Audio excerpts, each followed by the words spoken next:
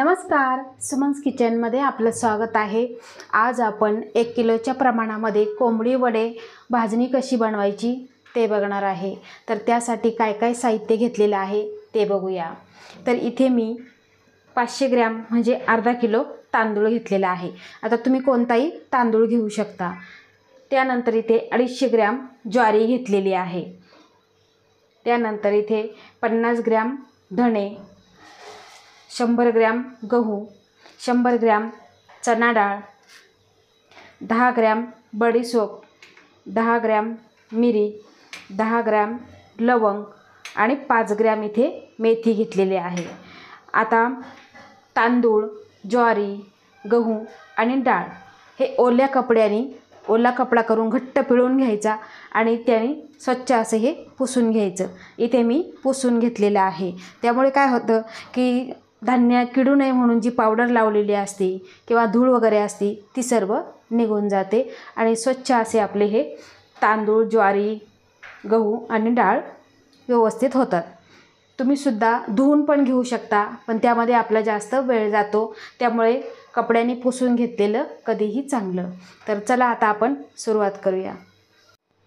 तर बघा, गॅसवर कढई गरम करायला ठेवलेली आहे। गॅसची फ्लेम आपल्याला एकदम लो करायची आहे आणि त्यानंतर आपल्याला हे तांदूळ घालून घ्यायचे आहे। आता तांदूळ भाजताना आपल्याला भाजून तर घ्यायचे, पण खूप असे लाल करायचे नाही। ज्या वेळेस आपण भाजत जाऊ तांदूळ छान असे फुलले जातात आणि हलके होतात। तर बघा, आपण हे हलकेसे भाजून घेणार आहे। तर तुम्ही इथे बघू शकता छान असे आपले तांदूळ भाजलेले आहे। तुम्ही इथे बघू शकता छान असे फुललेले आहे। आता आपण हे एका ताटामध्ये काढून घेऊ। तर आता आपण ज्वारी भाजून घेणार आहे। ज्वारी बघा, घेताना एकदम गावरान घेतलेली आहे, अगदी छोटी छोटी मोत्यासारखी आहे। आता ही सुद्धा आपण छान अशी भाजून घेऊ।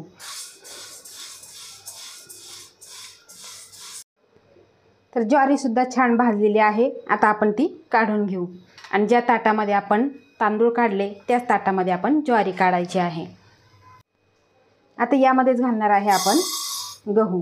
आता हे गहू सुद्धा आपल्याला भाजून घ्यायचे आहे।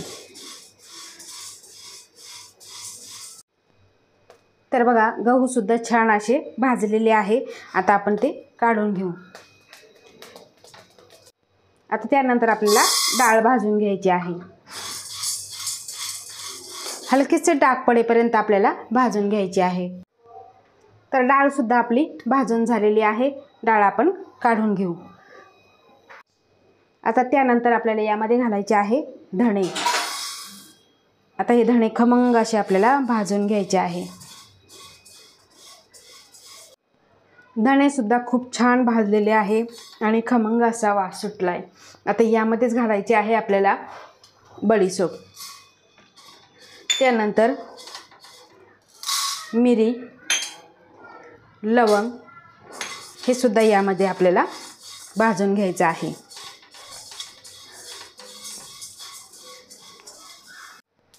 तर बघा, धणे, लवंग, बडीशोप छान असं भाजलेलं आहे, कारण प्रत्येक साहित्याला वेगवेगळा टायमिंग लागतो।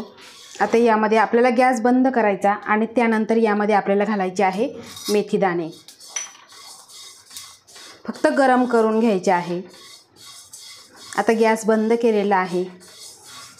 आता जे साहित्य आपण भाजून घेतलं सगळं साहित्य आपण भाजून घेतलेलं आहे। प्रत्येकाला मी सांगितलं वेगवेगळा टाईम लागतो। आता हे साहित्य आपण भाजून घेतलेलं पूर्णपणे थंड करून घ्यायचं आहे। आता थंड झाल्यानंतर तुमच्याजवळ जर गिरण असेल, घरघंटी असेल तर त्यामध्ये सुद्धा तुम्ही दळू शकता किंवा बाहेरून सुद्धा तुम्ही दळून आणू शकता। जर मिक्सर जर चांगल्या क्वालिटीचा असेल तर मिक्सरवर सुद्धा तुम्ही हे करू शकता। आता आपण हे मिश्रण पूर्णपणे थंड करून घेऊ। तर भाजलेलं सर्व साहित्य हे थंड झालेलं आहे। आता मी घरीच मिक्सरला हे बारीक फिरवणार आहे। तुम्ही चक्कीतून सुद्धा दळून आणू शकता। तर बघा, जी भाजणी होती ती मी मिक्सरलाच बारीक केलेली आहे। अगदी आपला जो बारीक रवा असतो त्यापेक्षाही थोडंसं बारीक दळायचं आहे. त्यामुळे काय होतं, आपले जे कोंबडी वडे आहे ते छान असे टम्म फुगतात आणि खुसखुशीत वरून कुरकुरीत होतात, मस्त असे चवीला लागतात. तर हे प्रमाण अगदी परफेक्ट आहे. तुम्हाला थोडाफार कमी जास्त बदल करायचा असेल तर तुम्ही करू शकता. आता यामध्ये लवंग मिरी घातलेली आहे, त्यामुळे अतिशय छान असा वास येतो. आता हे तुम्ही आपण एकदमच करून ठेवू शकत नाही किंवा कोंबडी वडे एकदमच जास्त करत नाही, कारण घरामध्ये 2 ते 3 माणसं असतात. त्यामुळे आपण थोडक्या प्रमाणामध्ये ही भाजणीचं पीठ घेतो. तर हे पीठ ठेवण्यासाठी कॅरी बॅगमध्ये हे पीठ भरून ठेवायचं आणि हवाबंद डब्यामध्ये ठेवायचं. वाटेल तेव्हा आपण बनवू शकतो. तर खूप छान अशी ही भाजणी तयार झालेली आहे. एकदा नक्की करून बघा. आवडल्यास लाईक करा, शेअर करा, सबस्क्राईब करा आणि बाजूचं बेल आयकॉन बटन प्रेस करा. धन्यवाद.